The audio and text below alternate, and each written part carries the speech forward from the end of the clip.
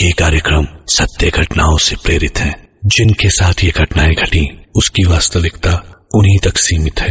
भूत प्रेतों और असामान्य विषयों के होने पर चैनल कोई दावा नहीं करता और न ही प्रोत्साहन करता है। निकिता मुंबई में अकेली रहती थी। शादी नहीं हुई थी और बॉयफ्रेंड से 2 साल पहले ब्रेकअप हो चुका था। हमेशा अकेला रहने की आदत तो थी, लेकिन फिर वही अकेलापन उसे काटने लगा।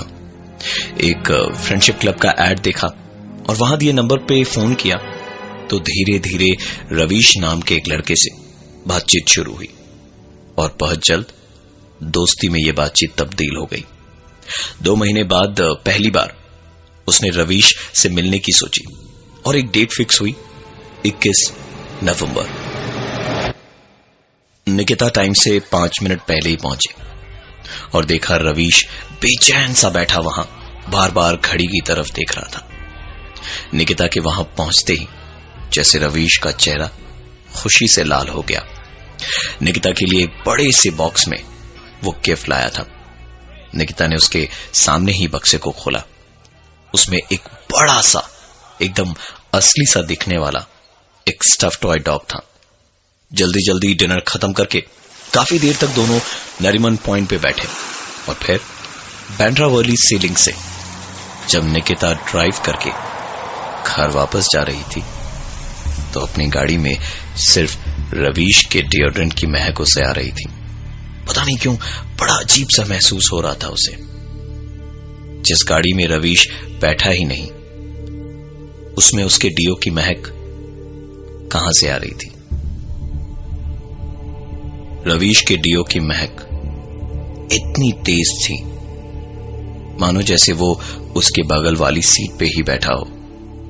निकिता ने तुरंत अपनी गाड़ी रोकी और थोड़ी सी ताजी समंदर की हवा लेने वो गाड़ी से नीचे उतरी। समंदर की ताजी हवा रात के वक्त बहुत अच्छी लग रही थी। उस ठंडी हवा में खड़े खड़े कब निकिता रेलिंग के पास पहुंच गई उसे पता भी नहीं चला। उसका ध्यान टूटा तो हड़बड़ा के वापस गाड़ी में बैठी। डियो की महक तो जा चुकी थी, लेकिन एक आवाज ने उसका ध्यान बटाया।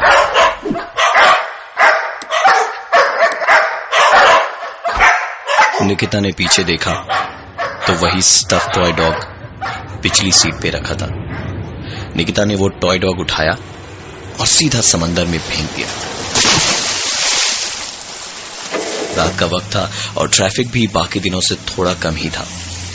निकिता ने बहुत स्पीड में गाड़ी चलाई और 10 मिनट बाद जब अपने घर पहुंची तो उसने जो देखा उसका कोई भी कारण उसको समझ में नहीं आया। निकिता का बिस्तर गीला था और दीवारों पर कुत्ते के पैरों के निशान थे। निकिता बुरी तरह से डर चुकी थी। उसने तुरंत रवीश के नंबर पे फोन मिलाया तो दूसरी तरफ से सिर्फ एक ही आवाज आई, The number you are trying to call is currently not reachable. Please try again later. Nikita को समझ आ गया था कि अकेले रहने में खतरा है। उसने अपनी एक फ्रेंड को फोन करके बुलाया रात को उसके घर रुकने के लिए और थोड़ी देर बाद ही डोरबेल बजी। बाहर सौम्या खड़ी थी अपने कुत्ते रॉक्सी के साथ। निकिता को एक पल के लिए सीलिंग और अपनी गाड़ी का पूरा किस्सा याद आ गया, लेकिन सौम्या को सामने देखकर उसकी सांस में सांस आई। रॉक्सी को बाहर हॉल में ही बांध दिया और दोनों अंदर रूम में बैठ के बातें करने लगे। दोनों बातें कर ही रहे थे कि दरवाजे पर एक आवाज हुई। सौम्या उठी कि शायद रॉक्सी होगा।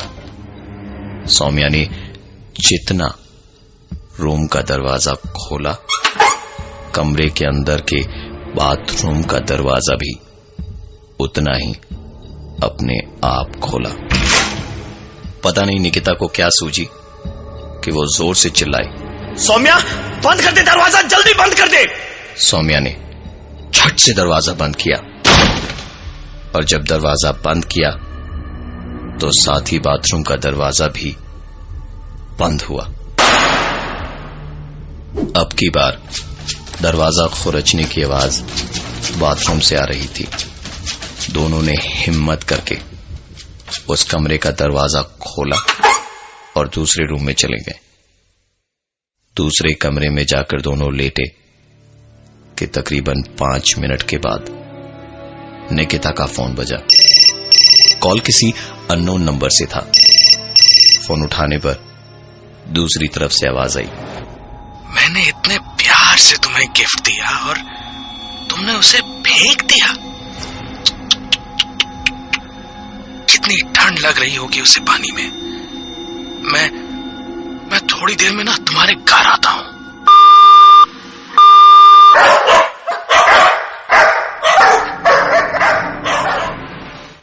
कि दोनों घर से सौम्या के डॉग रॉक्सी के साथ सीधा भागे पुलिस स्टेशन की ओर।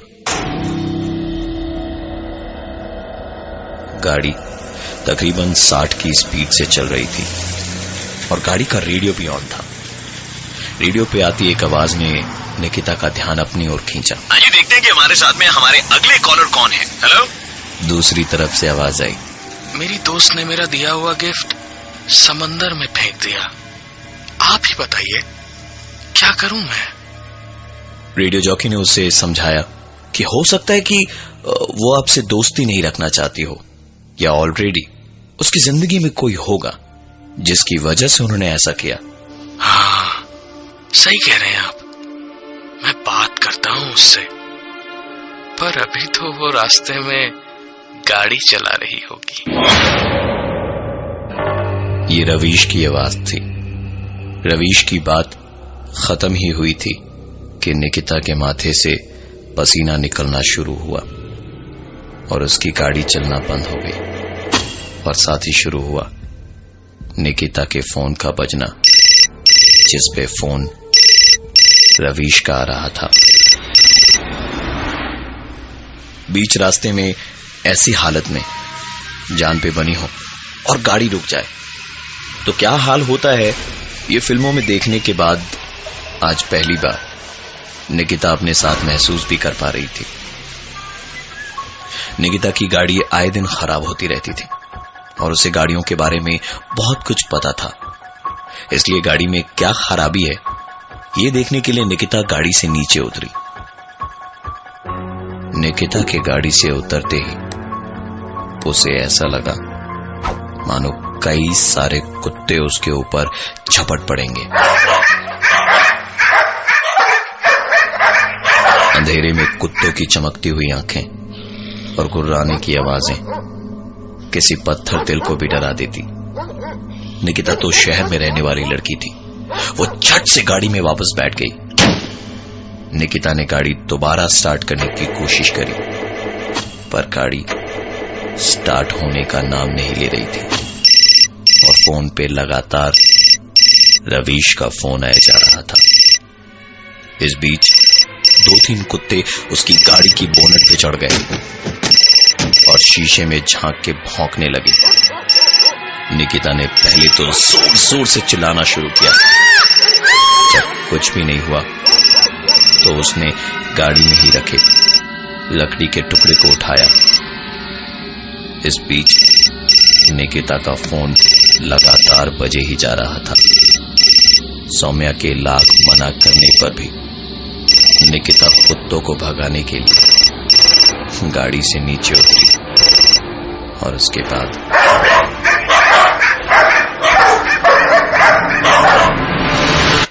कि उसे चारों तरफ से कुत्तों ने घेर लिया।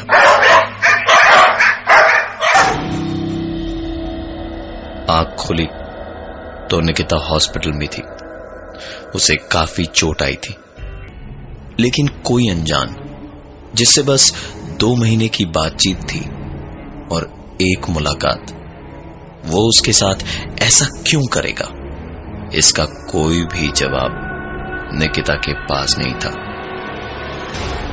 उसने ये सारी चीजें भुलाकर चैन की सांस ली ही होगी कि उसकी नजर बगल में रखे फलों के बास्केट और साथ में रखे वो स्टफ डॉग पे पड़ी, जिस पर एक कार्ड चिपका था और लिखा था, कितनी भी आवाज करे लेकिन इसको फेंकना मत।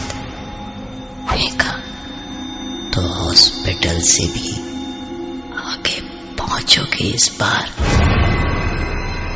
निकिता ने अब देर करना ठीक नहीं समझा और सीधा पुलिस को 100 नंबर पे फोन करके बुलाया। पुलिस आई तो उसने सारी बात पुलिस को बताई और अगले दिन डिस्चार्ज होके घर में जब निकिता आराम कर रही थी तो पुलिस ने रवीश के नंबर की छानबीन करने के बाद निकिता को बताया कि ये नंबर किसी रवीश का ही है, पर निकिता की बातचीत उसके साथ हो ही नहीं सकती क्योंकि ये नंबर पिछले 4 महीनों से बंद पड़ा है।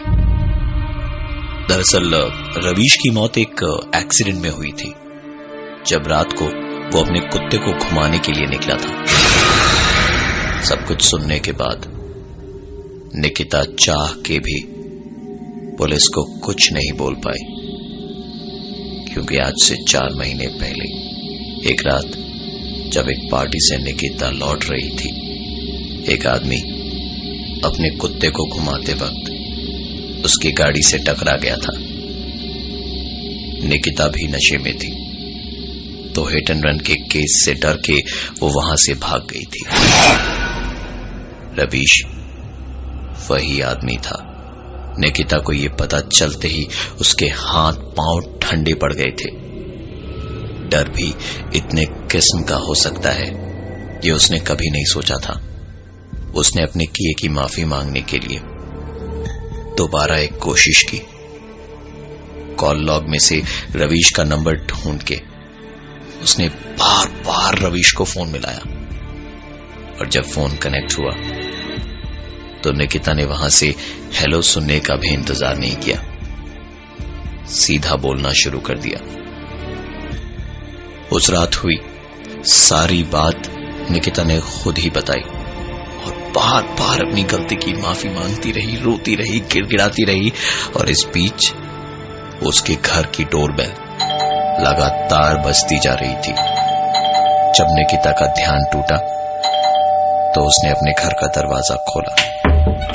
दरवाजे पर पुलिस खड़ी थी।